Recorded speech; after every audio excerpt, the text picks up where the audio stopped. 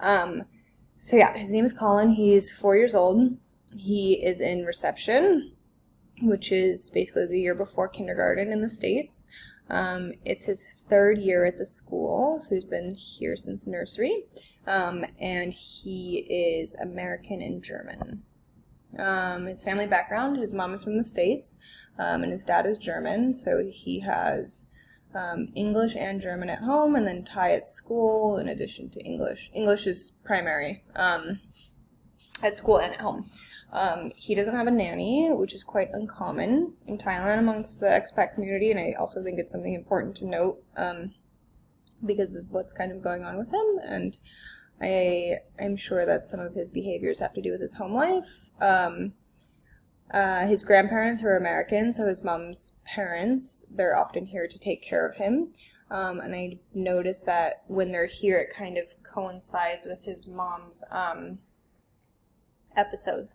So it started back in about November. So we started school in August 2019. And I've always noticed these very odd behaviors with Colin, personal, social, emotional needs, and I'll get into those next, but I was never able to pinpoint why, and I'm still not totally sure about it, but in about November and December, I noticed that his mom, she was never really super active in the classroom. She would never come in and say, hey, how's it going? How's Colin doing? Whereas a lot of the other parents come in, want to see their kids work, want to see what they're doing in class. She would kind of just drop them off at the door, say good morning, have a nice day. But, I didn't really think much of it because she was still very friendly and would still come drop them off and pick them up every day. And then one day I opened the door for her and she just totally reeked of alcohol. She was slurring her words. She had her sunglasses on. And whatever, it was 8 in the morning, so I was like, okay, maybe it's a one-off. Maybe she went out last night and, I don't know, she's hungover. But anyway, then that afternoon, when she came to pick him up, she was even more drunk.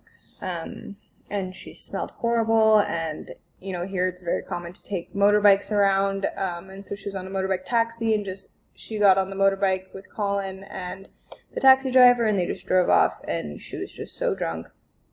And then the next day, Colin came into school and he had some scrapes on his arm and said that they had got into a motorbike accident. But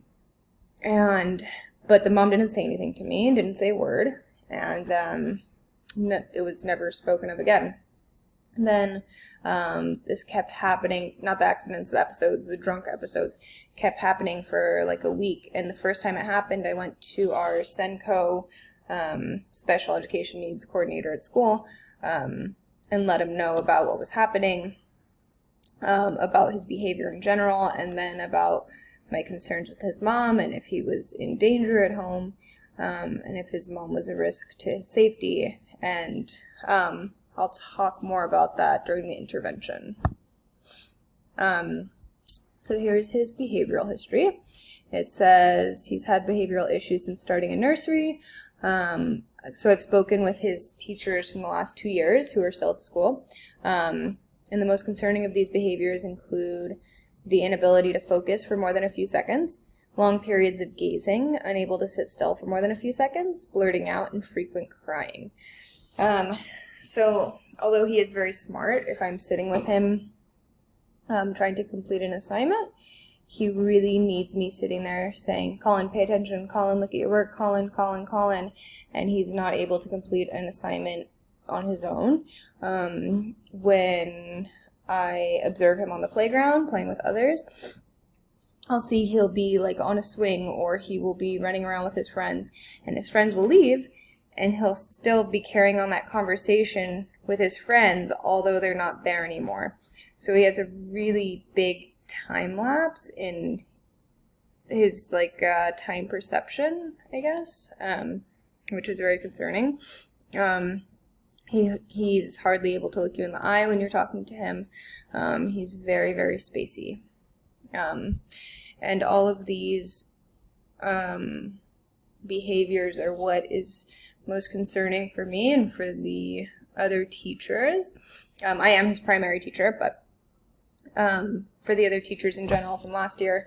And after I noticed what was happening with his mom, I looked up fetal alcohol syndrome, and a lot of these behaviors coincide with those of fetal alcohol syndrome. And then again, I'm not a doctor, and I can't make those conclusions that this is what those behaviors are from.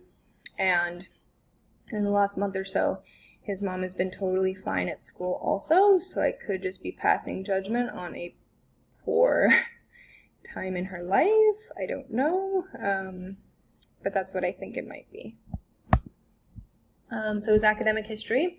Academically, Colin's not far behind his peers. In fact, he's quite clever and can complete tasks and assignments on his own, as long as there's someone sitting next to him to remind him to stay on task. So that's what I was saying before, how he always needs somebody next to him to encourage him to keep going, and he cannot complete an activity really independently. He has extremely poor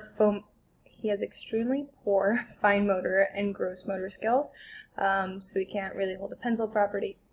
He still holds it like this. He cannot do threading activities. He cannot use scissors properly. For his gross motor skills, he can hardly run without falling over. He can't really bounce and catch a ball like his peers. So I do different activities with him to work on both fine and gross motor skills, but it's still just far behind his peers. He excels in phonics and literacy, and he enjoys reading, which is really good. All of my students take home reading books every week, and read them with their parents, and then have to come back to school and read them with me, and he's really, really good at it. Actually exceeds some of his peers in that aspect. He's confident in meeting expected level in mathematics. He really enjoys maths, and it's really not too big of a concern for me, his academics, because he is meeting expected level as long as there's somebody with him 24/7 to make sure that he's completing the task. And say any given task for the class, I have to give him about double the amount of time to complete it, even if I am sitting with him, because it just takes that much reassurance and encouragement and sitting through each task with him.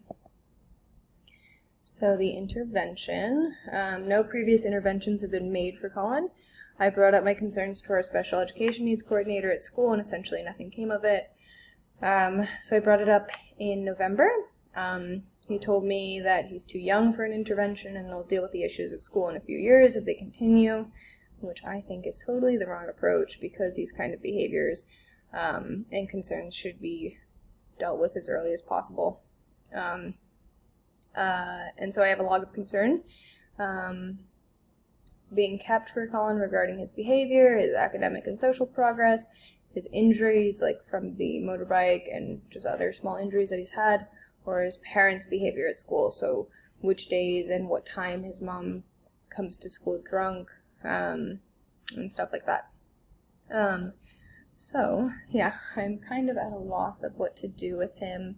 On one hand, if this was something happening back in the States, it would be a very simple phone call to Child Protective Services or somewhere to go check in at the house to make sure that there's no risk to the child's safety or anything like that. But in Thailand, even though they are American, there's nothing like that to make sure he's not in danger at home. And I just don't know what to do in terms of the spaciness, in terms of the frequent crying, in terms of his social and academic needs, the gazing.